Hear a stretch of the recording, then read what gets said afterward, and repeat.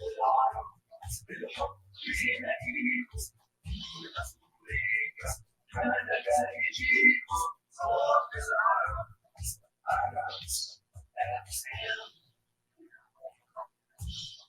listening to Arabs FM, radio of the Arabs in the US and Canada. Live 24/7 at our website, arabsfm.com. Arabs FM.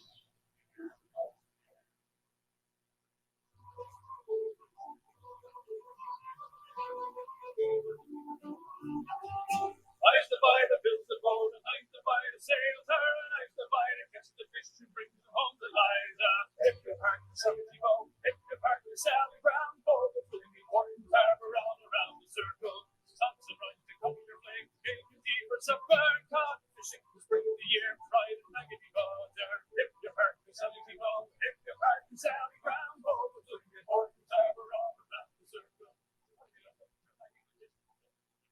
Dear listeners and viewers, welcome to this new episode of your program, Spectra. On today's episode, we will be talking about the Canadian elections.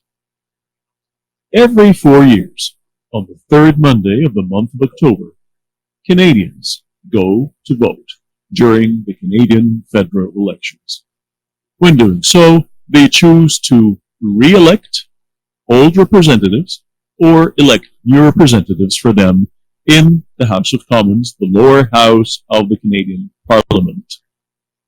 While doing so, they will also choose to keep the Prime Minister or choose a new one, as the head or the leader of the party with most votes becomes the new Prime Minister. In this year's elections, like all previous ones, there are different topics that different candidates would promise to tackle, to find solutions for, and there are different issues that are at stake. Some are new and some are quite old. But which ones of these promises are really possible and doable? Which ones of these promises are possible to fulfill? And which other promises are a little bit vague or sometimes too good to be true? And most important, are these the ones that really matter to the voters? Well, to talk about this in more detail, I'm really delighted to be accompanied today in the studio with Weir, and he is a barrister, a commercial litigator, an author, a writer, a lecturer at U of T, and great activist. So thank you very much for being here with us. Well, I'm glad to be here. I'm not sure that I'm going to live up to the title of activist, but I sort of recently entered onto that stage, I think. Yeah, but definitely have a lot of writings. You have a blog, and I hope you can help us shed light on some of the most important issues in Canadian elections. To start off, let's talk about some of the very general issues that all the different candidates talk about. And this year, a very hot topic is immigration and immigrants. And are they a liability or are they an asset to the system? First of all, how do you see immigrants? Like, are they needed? Are they like fundamental assets for the progress and prosperity of Canada? Well, you're asking me for my personal opinion, and I think I share this with a lot of people that, of course, Canada is a country of immigrants. Mm-hmm. There's nobody here who either isn't an immigrant or isn't the son or grandson of an immigrant. Okay. And so the real question I think that you're asking is that immigration opened up to people who are not from the same cultural background as either, say, Britain or France. Okay. Then they start to get a little nervous. Are they going to change our culture? So they want to keep their Anglophone, Francophone, like sort of comfort zone? Yes, I think there's some nervousness. I'm going to divide people, this is too simplistic, divide people into two types. You get people who are sort of naturally conservative and that they don't like too much change. Mm-hmm. They want, they're safer with people who look like them. Okay. Then you get people who will be a little more adventurous. They realize change is inevitable. Mm-hmm. We can't do the same things that worked in 1950. They're not going to work in 2019, and they're certainly not going to work in 2050. So we've got to be open to change. We've got to be flexible. We've got to look for new ideas. And if you take the analogy, actually, the English language, one of the reasons it's so successful is it's picked up words from every other language. It's a very dynamic language. Yeah. Well, think of how many Arabic words have influenced English. absolutely. Many, many different words from all different cultural Well, backgrounds. sheriff, tariff. I mean, just think of katoon, cotton. Mm-hmm. All those words you can trace back to Arabic. Exactly. And then you can do that with how many words from French, how many from Latin, how many from, and we even have some Chinese. Absolutely. So, and that's what made the English language strong. Mm-hmm. So when you take all of these different factors, it can make your country strong. You know, like at the beginning, we were listening to a song that represents, you know, like the eastern coast of Canada, Newfoundland. Yes. Eyes by the bills the boat and Yeah. eyes by the sails are. Yeah. And, you know, again, in some of the provinces of Canada, you know, like in PEI, Prince Edward Island, or Newfoundland, Labrador, you know, if it wasn't for immigrants, actually, the population, like, you know, the numbers are really dwindling. And because I think one of the major dangers of a for instance, you know, like the Canada Pension Plan. Yes. Okay. So where does the money for the Canada Pension Plan come from? It comes from people who are working right now. So if the ratio, like, you know, back in like maybe the 70s or 80s, whatever, like for every person who's taking a pension, you had 5 people working. If today it's a ratio of 1 to 2, then if we have it's later on 1 to 1, then in the future, how much pensions are we expecting? Yes. Yeah. And I think the other thing is that immigrants get sort of a bad press because the only immigrants that are worth writing about usually are refugees or people in terrible straits or whatever. Mm-hmm. But they're not going to tell a story about how many come here who have good qualifications, Okay. engineers, doctors, you know, etc., who establish businesses, successful businesses, and make a real contribution. It's not newsworthy, so nobody hears about them. Except in the home countries, they say Canada's cherry picking. They're taking all our best people. Okay. Okay. Yeah.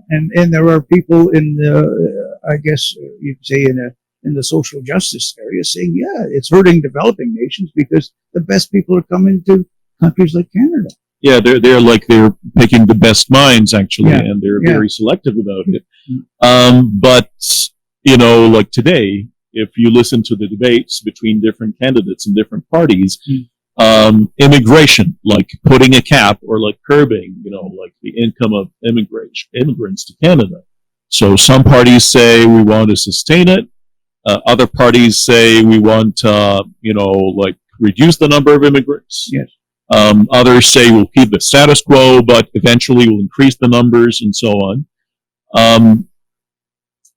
Like, is this something that is, do you think like when they give these promises, are they really, do they really have a specific agenda, or like they have a specific plan for those immigrants? Where they're like, when they say we don't want more immigrants, or when they say that we want more immigrants, either way, are they? Do they really know what they're doing, or is it just a like, you know, an electoral promise? I hate to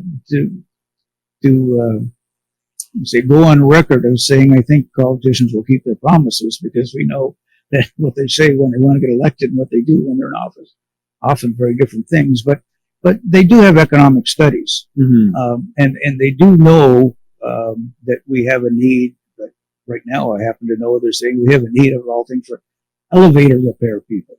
Okay. We don't have enough trained technicians in that area, for example. So who's going to do it? We don't have enough. We're running out of car mechanics. Okay. People, Canadians born here, don't want to do that job Mhm. anymore. So the only people who are going to do it are going to be immigrants. So the reality is, yes, for a lot of jobs, we need to have a constant flow of immigrants, and we have to have intelligent policies so that we select the people where we have the need for the job. Now, whether they're doing that well enough or not, I mean, who knows? It's a government. You know how well a government does anything, but Okay. but that's what they should be aiming for. And something that they use to scare the public is that they say, like, you know, a lot of immigrants, or most immigrants, actually, this is the rhetoric that's being used. Most immigrants, when they come here, they sort of isolate themselves in their own like silos, their own ethnic silos, their own self-chosen ghettos, if you like, and they refuse to mix and mingle with other people. They refuse to assimilate, and if things continue this way, we will never have a Canadian identity. Like, where's the Canadian character? How can you build a character if you keep bringing people from all four corners of the globe, give them the freedom to, you know, like exercise their like cultural practices, you know, like keep their religion, their creed, etc., etc. Well, I think, you know, the Canadian approach to that is unique, as we talk about it as the cultural mosaic. And we think that the people who come from a new culture need time to adapt. And even if they're saying, "Oh, it's better," you know, our way is better, and you know, etc., the first generation is going to feel that way because humans just cannot. You know, for example, if you like Chinese food, you can't have Mexican food for breakfast. Or if you're a Canadian, you can't eat Chinese food for breakfast. You might like it on Sunday night, but you know, you can't adapt. You can't expect people to adapt that way. Okay. So you want to let the first generation keep their culture. The second generation, of course, starts to become a little more, sometimes even rebel against the first generation. They don't want to have anything to do with their heritage. But by the third generation, usually get something of a balance. And it's balance that they make a contribution to Canada. And yes, they are going to change the Canadian culture. No doubt about it. And it has to change. The Canadian culture in 1950, who would want to go back to that? Nobody that I know. It's changed radically. You know, anybody that's in my age group will tell you, you don't want to have it like the way it was. And it's going to have to change in the future. And we need all the ideas to adapt. Every future brings challenges. And we've got to take the best ideas to adapt to the challenges. You know, actually, this morning I was just listening to, like, you know, it was like a workshop, and then somebody was telling us that, like, he's originally from Malaysia, and then he said, like, when they came back in the 1970s, they were living in Sudbury, so which is like, you know, like 500 kilometers drive up north from here, from Toronto, and they said, like, the only place soy sauce was Toronto. You had to drive 500 kilometers to get soy sauce, or to get you know, something like rice, basmati rice, for instance. Again, they had to drive to downtown to, like, which might sound really odd today, because in every single store you can find these things.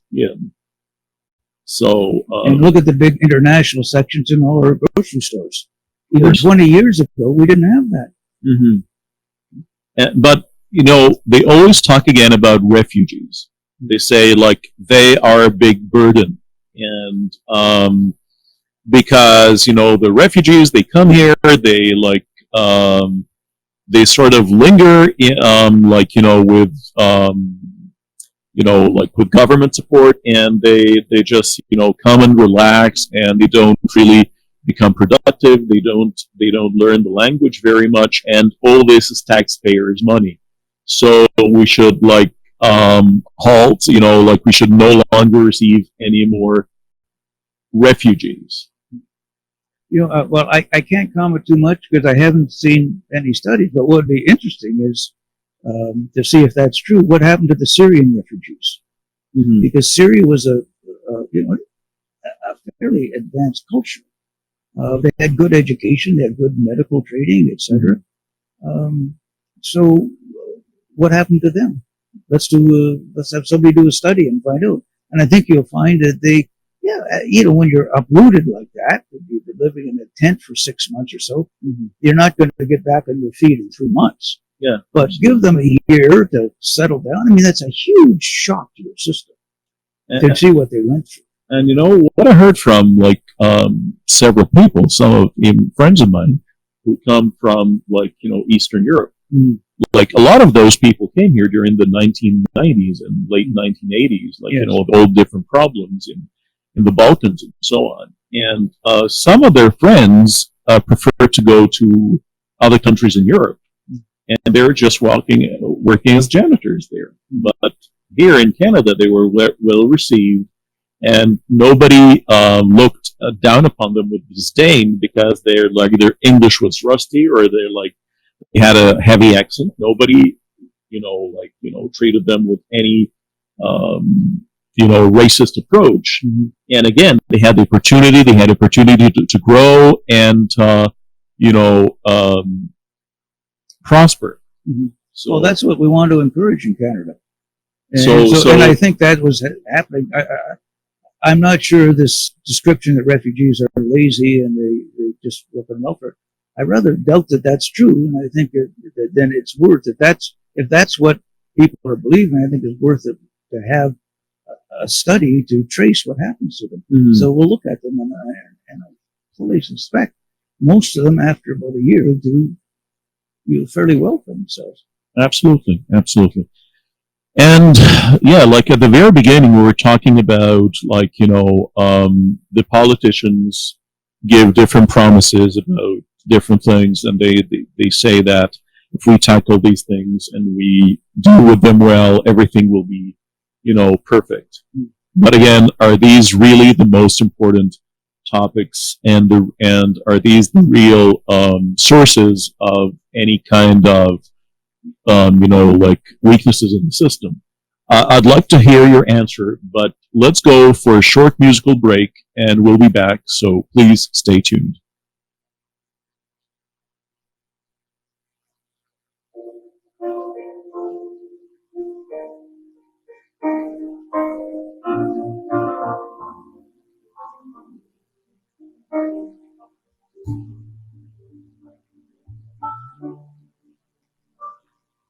Rocks and plains and visions of trains from sea to sea.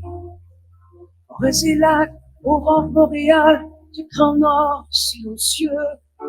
Mountains of snow, forest below, hopes and fears. Frozen lands in the rugged hand of Canadian pioneers.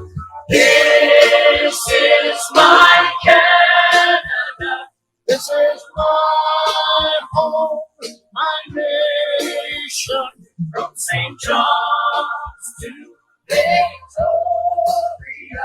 This is my Canada. This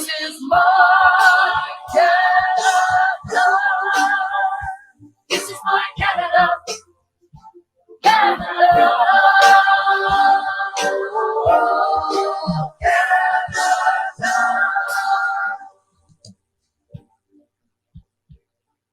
Grande eau fraîche, dune de sable, village côtier. Gens de cœur, gens d'espoir et ancêtres dévoués. Peacekeeping roads and noble goals spark the fire. The marathon of hope lives on and the flames grow higher. This is my Canada. This is my home, my nation. From St. John's to Victoria. This is my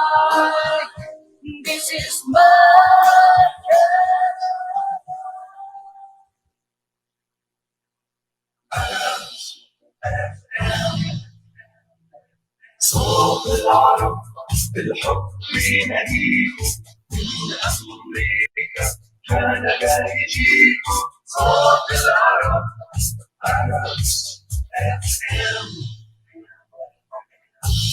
You're listening to Arabs FM, radio of the Arabs in the US and Canada. Live 24/7 at our website, arabsfm.com.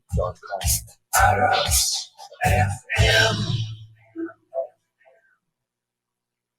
And we're back again, and we're listening to this song, This Is My Canada, or This Is Our Canada, C'est Notre Canada. And,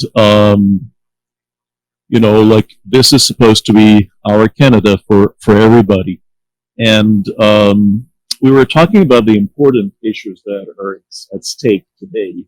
And the different promises are, like, we have a lot of promises with regards to finance, and, budgets and taxes and so on and so forth. So some political parties have promised to balance the budget. Actually, only one political party promised that. They promised to balance the budget within 2 years. The others said they didn't give a real time frame, or they gave a time frame that is longer than their period. So in order for them to fulfill their promise, you must re-elect them again, because they are here only for 4 years. So if you promise to balance the budget in 5 or 6, then this means that you can't hold them accountable before re-electing them again. Another thing is raising taxes, or no, let's reduce the taxes and put money in people's pockets. Is this really where the loophole is, or how pressing or how important are these topics really? How much of a difference can it make in people's lives if these taxes go higher, lower, or all these different attempts to balance the budget? Okay, well, I see a couple of different issues there. I think that the tax breaks that they promise, they're just vote buying. Mm-hmm. And unfortunately, if one party does it, then the other party has to do it. So, and I don't think they're going to make a big difference in anybody's lives. It's a matter, aren't they? If you do a calculation to the benefit of the average taxpayer, it looks like it's like $500 or $1,000 or something in the pocket. I can't see that's going to do anything to the economy. The big problem that's facing us is that we've sustained our economy since the 2008 near meltdown by low interest rates. Okay. Which have meant that people have been able to borrow cheaply and buy, but not necessarily to buy houses, which is another issue, but do foreign vacations, 2 foreign vacations. And we'll definitely come to the housing part, which is a big. I think that is the key issue in this election that they've missed. So we haven't increased our GDP by, say, manufacturing jobs. Mm-hmm. We've done it by debt. Okay. So people are taking on more and more debt, and you hear that. In fact, I think one of the Liberal platforms is they tightened up the mortgage lending because they're worried about Canadians getting on too much debt. Mm-hmm. So there will be a recession. Okay? And when there's debt, there's interest too. Well, there's interest on it too. Absolutely. But the problem is that when people have too much debt, and then it comes to a recession, and there will be a recession. We've had 10 good years. There's always a downturn in the business sector. And it happened to our neighbors to the south before. Well, in 2008, they had, that was the big recession there. It didn't hit us as bad here, but we had a downturn. Our banking system is a little bit stronger. Okay. Than theirs. That would be a whole big issue to go into why, but it is a little stronger, so we shouldn't feel the recession. We didn't feel the recession as bad as they did because that was a failure of their banking system. But this time, when there's a downturn, from whatever the cause is going to be, we have more debt. Mm-hmm. You see, and their banks had more debt. That was the problem. They call it leverage. They don't like to say the word debt. So okay. They say, well, we were leveraged, but the average bank was in debt 44 to 1 to their equity ratio. Their debt to equity ratio was 44 to 1. Whoa. Okay, way too much. Okay, and that's why they couldn't recover, and that's why they had to have this whole bailout thing, and that's a complicated issue. We didn't have to do it as bad here. We did actually in a secret way, but it wasn't so bad. So we didn't suffer as much as the Americans did. But there will be another recession, and what's going to happen then? People have too much debt. That's a problem. And how are we going to fight it? We fought the 2008 recession by lowering the interest rates. Well, they can't go lower. Actually, yeah, like really, housing is a big issue, and then like tycoons, companies, big companies, and CEOs and stuff, and we want to talk extensively about that. But just before we do that, I just want to clarify two things, Yes. if you may, please. People usually have this misconception, or like even second or third generation Canadians, when they receive a promise from, like a federal candidate, they can't really differentiate between the mandate of the federal government versus the provincial one. So you might get a promise from, somebody who's running for the federal elections, but it's not within their mandate. Like it's something that is really provincial, and the other way around. It's a little hard to comment generally about that. You'd have to look at our Constitution, but we have in our Constitution, and you could look this up online, if you remember the section 92 of the Constitution. It's called the Division of Powers section, and certain powers are given to the federal government and certain to the provincial government, and they're listed there. And then there's sort of a basket clause, and if there's anything left over, it's federal. Now, we give most of the power to the federal government because when they were drafting the Constitution, it was after the American Civil War. Okay. Now, the Americans were the only one who had actually successfully run a federal government. Okay? The United States of South America had failed under Simon. The Europeans had been talking about it since at least Rudolph II in the 1600s. They could never do it. So Canada's saying, can we do it? Well, the Americans did it, but their mistake was they gave most of the power to the states and lesser power to the federal. So we reversed it. Okay. So we gave most of the power to the federal government with the importance of banking. And that's one of the reasons we didn't get hit with a recession, because we have better regulations for banking, because we had one set of regulations for all of Canada. Banking is a state regulations, and so they had 50 different regulations, and no real regulator with any expertise who could do much about it. Okay. So their system is much weaker than ours. And just from the Constitution. Absolutely. So it doesn't help. So unfortunately, to really understand whether the federal government has the power or not, you have to see the division in the Constitution. And that's what you have to look at. Another thing, maybe a misconception that some people might have, is that, like, we currently have the 23rd Prime Minister of Canada, but whether we're keeping the 23rd Prime Minister or we're having a 24th one, a new one, time will tell after the 21st. But it's really important to highlight this point is how much of a difference will it make, really, if we have a different, because some people might think that if we have a different government, we will wake up to a different country, an entirely different country. So our freedoms, our rights, practice, our beliefs, religion, etc., will be harmed. How realistic are these things? Not at all, because that's the role for the Charter of Rights. The Charter of Rights, which was brought in by Trudeau Sr., are aimed at governments, so that the governments cannot pass laws that violate the values that are set out in the Charter. So they cannot pass laws that inhibit freedom of speech or freedom of religion. Okay. So if they do pass that law, whether it's federal or it's provincial, any group of citizens within that, I'm saying group because it takes that much money to be able to, fund a lawsuit, they can attack that law within the province. Okay? And that's one thing within the province. But then if they lose in the province, they can appeal it to the Supreme Court of Canada. And you'll see the Supreme Court of Canada has a good history of applying those charter values and striking down those laws. Okay. So if we have a change of government, we're not having a coup d'etat. Like it's not, we're not having a new state.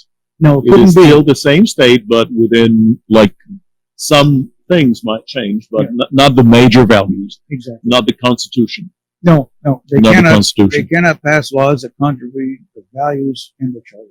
Absolutely. And that's all online. They can look up the charter. It's very easy to read. Yeah. Definitely. And you'll see what the values are. Yeah. Now, of course, the major issue is housing. Like, have your own house is a dream for everyone. And it's a major part of the Canadian dream as well. Well, it's For many immigrants too. Well, it's an important part of the dream for all people, I guess, of the salary class, because this is really the only way you could really amass capital, and pass it on to the next generation, so they too have a bit of a head start. But like buying a house is becoming harder by the day. And for any new couple, like for them to buy a house, it's almost impossible if they don't get like external help, from parents or whatever. Yeah. And you hear promises from here and there about housing and about even related to balancing the budget and so on and so forth. Like where does the problem, like what is the source of the problem? Where is the loophole here that's creating this? Because you start having, the prices are skyrocketing, and you start having these astronomical figures really for some houses, very regular houses. You're not buying a mansion, but all of a sudden you feel that the houses are extremely overpriced. So where's the source of this problem? Well, the source of this problem is that we are allowing drug lords and organized criminals to hide their identities, and billionaire tax evaders from other countries. They hide their identities, and they can buy properties in Canada, and they want it. Think of the problem the drug lords have. Some of like the Sinaloan cartel that makes $20 billion a year in $20 bills. Okay? Think of how many $20 bills it takes to make $1 billion. Just 1 billion. Okay, it's a warehouse size. Okay, so they got it all shrink wrapped. They got them on skids, etc. Okay, they can get it into the banking system. That's a whole other issue. If you ever want to talk about that one day, I'll tell you how they do it. But that's a side issue right now. Okay, they can get it into the banking system. They can get it into Canada. Okay, they can buy houses with it. So that's why you see them sitting empty. They're not like you and me. They're not looking for an investment to make a big kill. They're hoping that maybe they can make 10% or something like that. They don't care. They've got billions. What they've got to do is find something that's secure. And that's why... real estate is the best. Well, real estate in Canada is we're a secure country. We're not going to be a revolution. We're not going to... Okay. Exactly. And so if they have to escape somewhere, they can come and live here safely. Okay? And they don't buy just one house. They buy dozens at a time. So that's a big reason. And one of the reasons they can hide their identity is that people I don't think they appreciate this, that all corporations are secret corporations in Canada. So when you incorporate a company, you do not have to reveal who the true owner is. The true owner is called the beneficial owner. There's some quirks in law not worth getting into, but other people can call themselves owners, but they're really taking orders from somebody else. Okay? Regardless of how many percent you own in this company. So there's so the Liberals passed a new law. They were going to end secret corporations, but it says you have to reveal who the beneficial owner is unless no one controls more than 25% of the company. No. Yeah. Okay. Then you have to give the name of a person who's in control of the company. Well, that's a huge loophole. Just think of it. You got father, mother, brother and sister. 25% each. Yeah, So yes. they can all keep concealing their identity. They keep concealing their You identity. don't need to reveal it ever. No. And Yeah. it's a way for money laundering as well.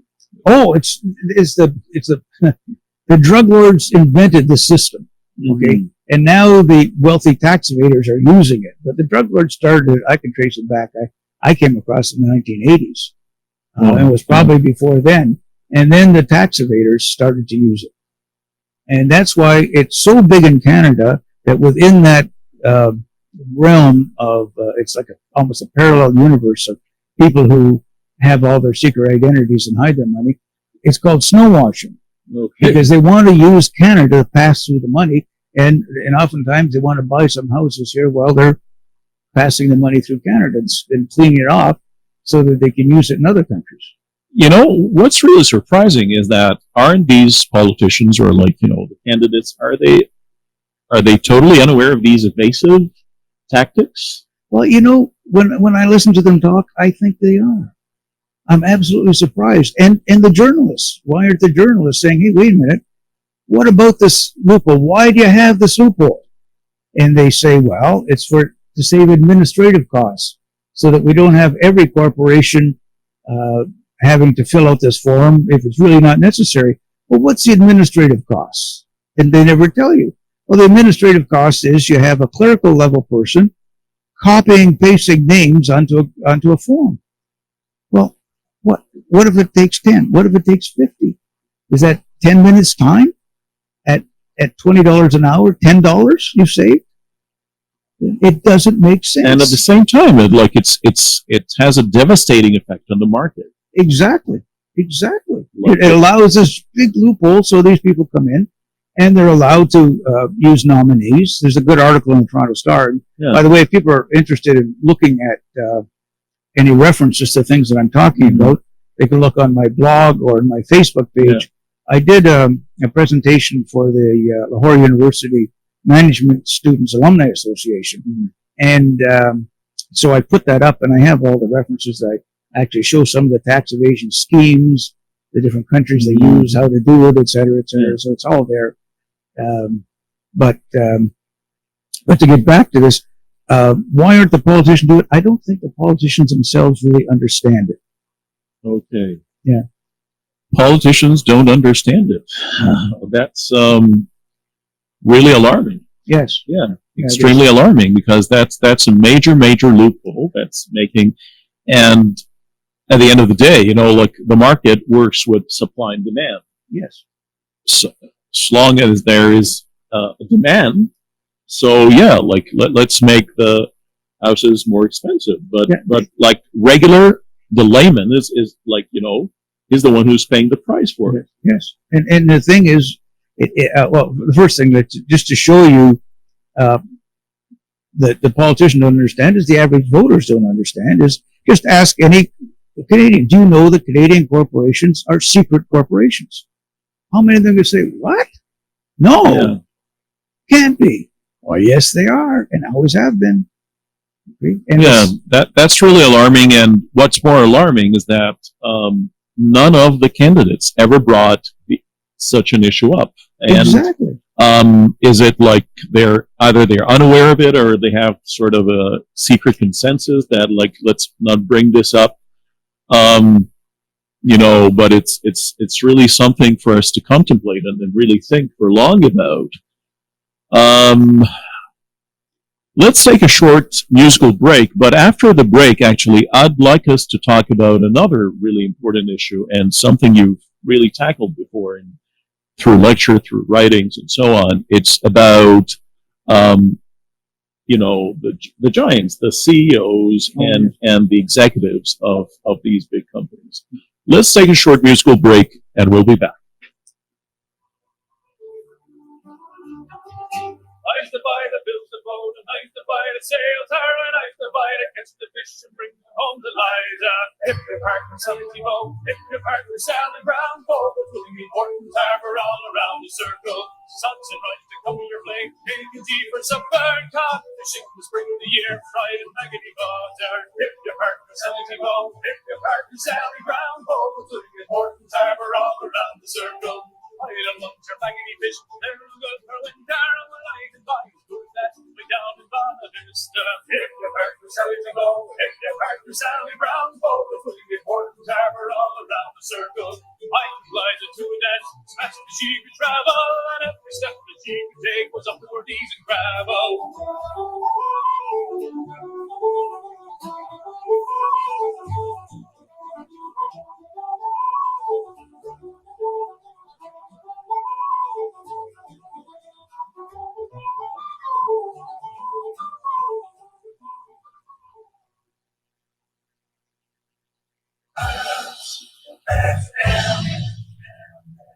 صوت العرب بالحب يناديكم من أمريكا كندا يجيكم صوت العرب Arabs FM. You're listening to Arabs FM, radio of the Arabs in the US and Canada. Live 24/7 at our website, arabsfm.com. Arabs FM. And we're back again. And,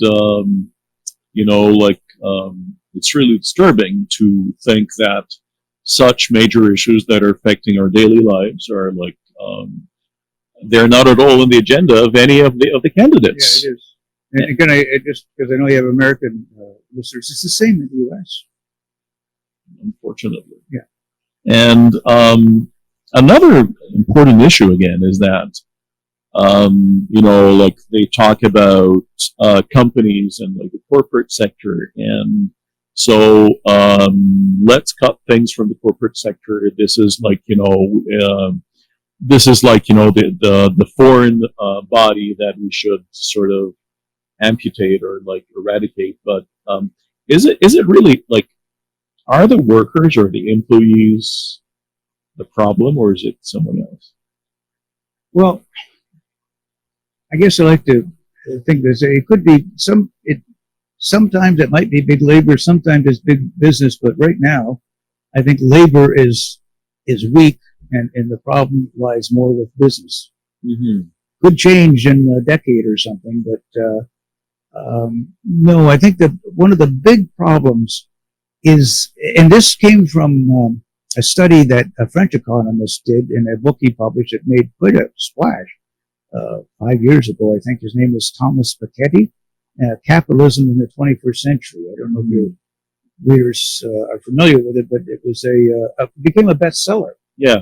And he pointed out how income inequality had started really from the 1970s. From 1900, we put in economic policies that helped to give a balance. Mm-hmm. So we had income equality up until somewhere starting in the 1970s. And it started very slowly, but since then, inequality has just been rising like this. Workers' pay, adjusted for inflation, is stagnant, mm-hmm. and executive pay is just like a power curve going up. Yeah. So I saw the last article published by the CBC in Canada. It's of the top 100 corporations, the CEO pay is 200 times the median worker wage. Oh, so for every dollar you get, the CEO will get 200. Yeah. So what they're saying is, they say by the time of lunchtime, the CEO has made as much as the median worker of the first day of the year. Yeah. And that's just out of control. Now, there's a reason that it's out of control. And this might get a little geeky, but I think it's important because it's something that's never explained to people. Yeah. And it has to do with, you look at the corporation, you have shareholders, and it looks like it's on a model on democracy. Mm-hmm. Well, the shareholders vote for the board of directors. The board of directors set the CEO's salary. Okay, so the shareholders should be able to control the CEO's salary. Exactly. But we have something else in corporate structure, if you like. It's called a proxy. Oh. So the proxy allows someone else to vote the shareholder. To represent you. To vote your shares. Okay? Okay. So it's the CEO then designates an employee who reports to him, whose job depends on him pleasing the CEO. to send out the proxy circular. And in the proxy, they recommend someone. Of course, it's another employee whose job depends on pleasing the CEO. But isn't this a clear conflict of interest? I would Absolutely. have thought so, but it's been going on. Not been going on. It goes on. It's what happened. Because like there is no way on earth I'd vote for anything against my CEO because I'll be fired. Exactly, I'll you'll be fired. Yeah. Yeah. So the shareholders don't understand. A lot of them are mom and pop investors. I mean, they got shares in. They diversify. They got shares in General Motors. They got shares in the Royal Bank. They got shares, etc. And they get these circulars and say, "Oh, this nice man wants me to sign this form," so they sign the form. They send it in. Oh, so in other words, actually, the CEOs like get to decide how much pay they get. Well, they elect the board of directors. Okay, so they always elect the board of directors. They always elect CEOs from other companies. So actually, like, the CEO now is like a puppeteer. And like there are just like little puppets there that he holds all the strings in his hand, and they just, like do the little act. But at the end of the day, he pre-orchestrates everything. And everything's done. Yeah. Unfortunately, that's not an exaggeration. So that's why they set their own salaries. That's how they do it. And if the board of directors doesn't vote, doesn't give them that, they'll just vote them off. But they always make sure that they have other CEOs from other companies, and they're all interlocking, and then they go and do the same for the CEO of the other company when they're the director. Yeah, you do it for me, I do it for you. Exactly. Yeah. Scratching each other's back. Yeah. Okay. Yeah. So you're not going to be able to control it by shareholder votes. But again, is this like secret? Is this a secret that like politicians are unaware of? Like, When you say it's a secret, I think it's unknown. Yeah, I think they don't understand how the proxy system is used by the CEOs. I've never met any of them that talk about it, and I've never seen journalists write about it. And if we're talking here about like getting more income, so the first thing is to try and stop that going. So Thomas Piketty said the biggest factor in income inequality is the executive pay. They're taking too much now. More of that has to go to the lower level workers. So the first thing that has to be done is put a cap on that executive pay. So in the States, they've got people talking about maximum salary rather than minimum salary, maximum salary. Okay. And like of course, the ratio, like vis-a-vis like the employees. Yeah. So J.P. Morgan, this is back in the 1900s, and of course he was an astute investor, of course, like him or not, but we still have a bank with his name on, so he knew something about making money. He said he would never invest in a company if the ratio of CEO pay to median worker pay was better than 20 to 1. He says once you do that, the CEO is more interested in putting money in his own pocket than in helping the business to thrive. And if you get any sort of funding, like most of it ends in the pocket of the CEO. Exactly. So they come to the government and say, we need this grant. Look at Bombardier, and there's a company to look at. and then, so what does it do? It goes into CEO salary. So what the government could say to them is, any tax break, any grant, the executive salary, not just the CEO, but all the executive salary, nobody can be above 20 to 1. Okay. Or no grant. Because otherwise, exactly. There should be a prerequisite. Yeah. For giving you the grant. Exactly. And they could start that way. Because we can't fix that corporate model.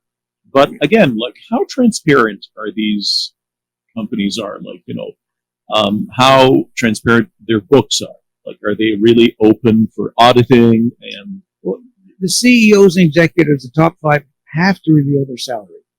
But it's a matter of law. Okay. And that's how we know that. We know that those statistics are accurate because they've been forced to do that.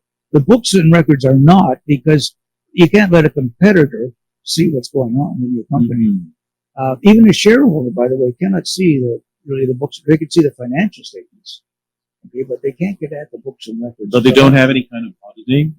Oh yeah, they have an auditor, for the financial statements. Okay. Yeah. Okay. Yeah.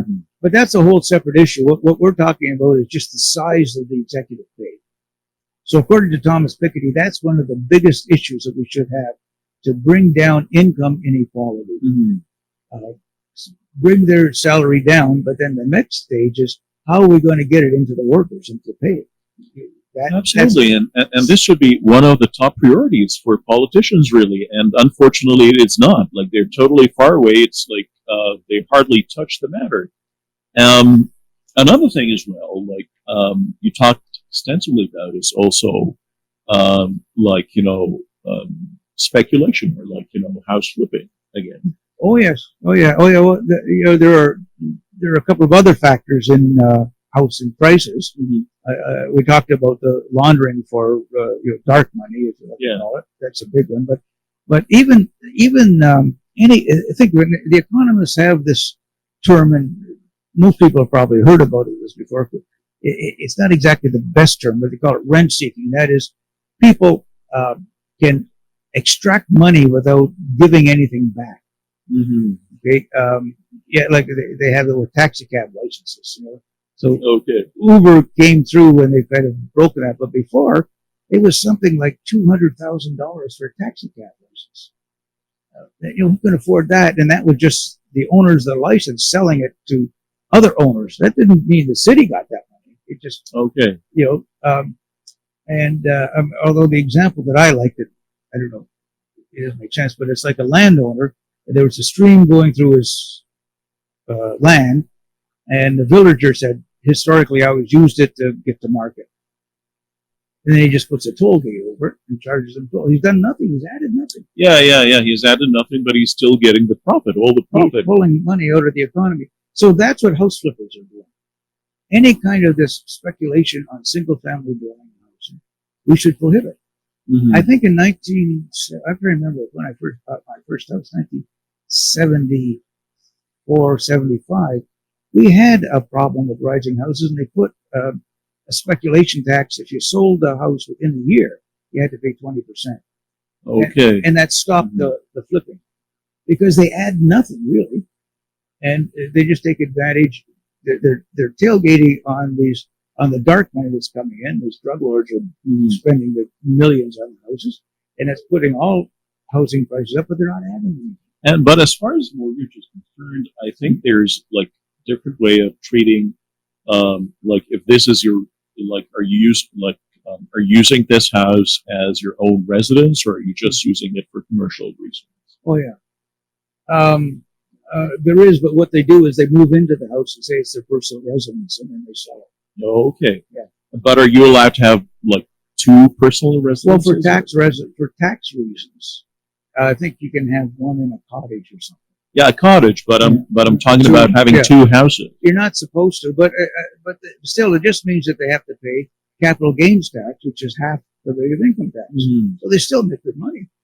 Okay. You buy a house, and then in 2 months it goes up $100,000. Yeah, so you just flip it and get and you pay $25,000 in tax. So you made $75,000 out of nothing.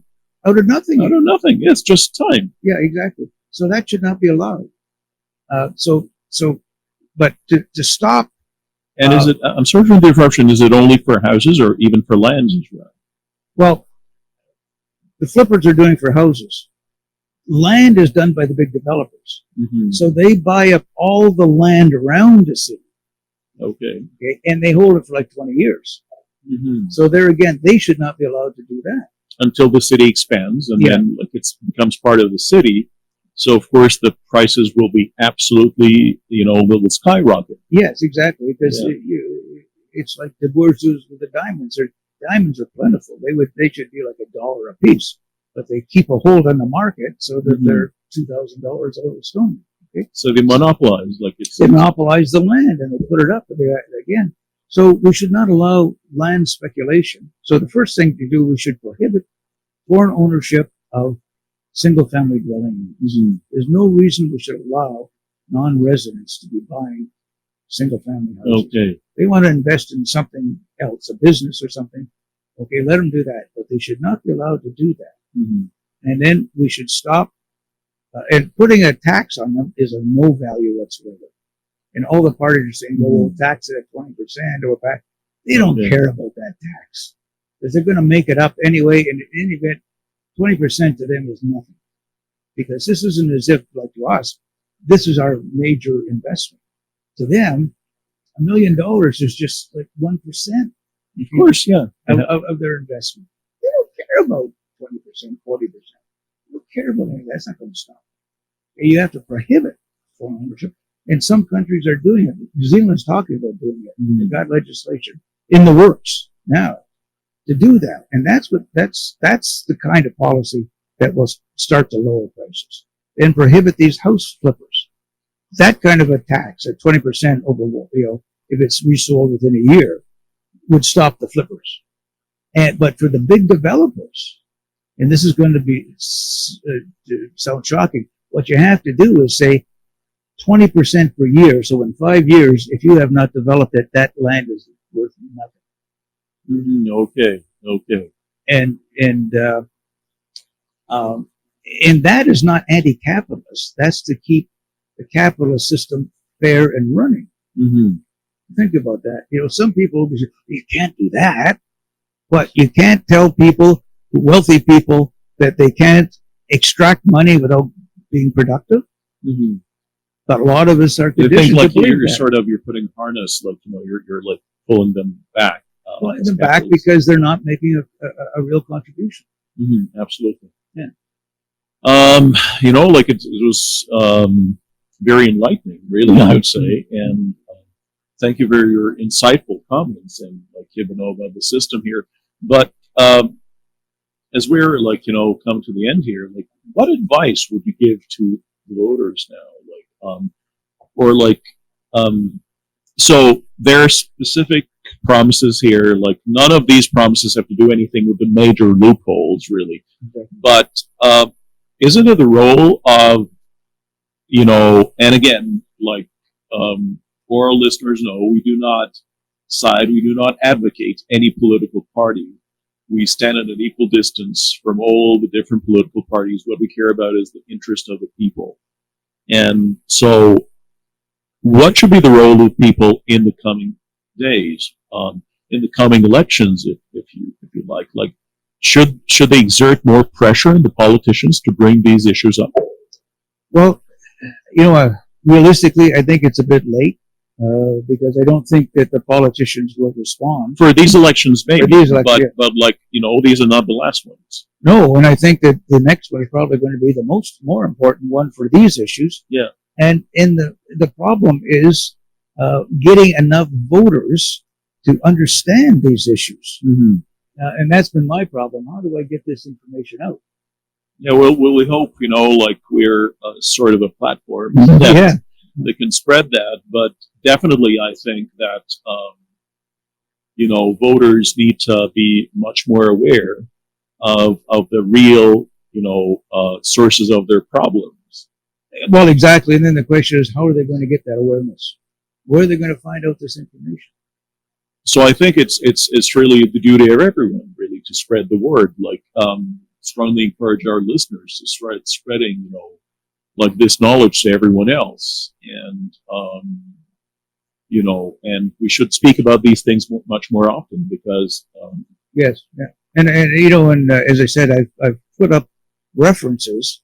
So if there are any students who are looking for term papers or master's thesis, here are some very important topics, and they can look at that. They'll give them a good head start. Perfect. And we can share these with our listeners. Yes. Yeah. And our viewers. Absolutely. I really can't thank you enough. It was a real pleasure having you today with us. And, it has been really, really enlightening, I think, for our viewers and listeners. Although it might be some of these issues might be a little bit too late to tackle now, but again, this is the real core. If you want real change, if this is what you're looking for, a real change, these are the issues that you should tackle. These are the issues that you should press on your representatives. Exactly. Because even if you elected them, you still have the power to exert some pressure on your representatives in the House of Commons. Bring these issues up, okay? Because although, we elected you, but we can still pressure you. Bring these issues up. These are the most important issues if you want the problems to be solved. And they believe that for every email, there are 500 people who believe the same thing.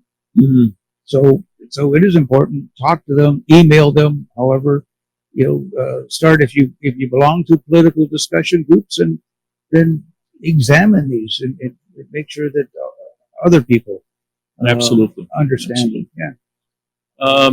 Again, thank you very much for being with us today. Thank you very much, our dear listeners and viewers. And as you go and vote, like if some have already voted, a lot of people are voting coming Monday. But remember, it's like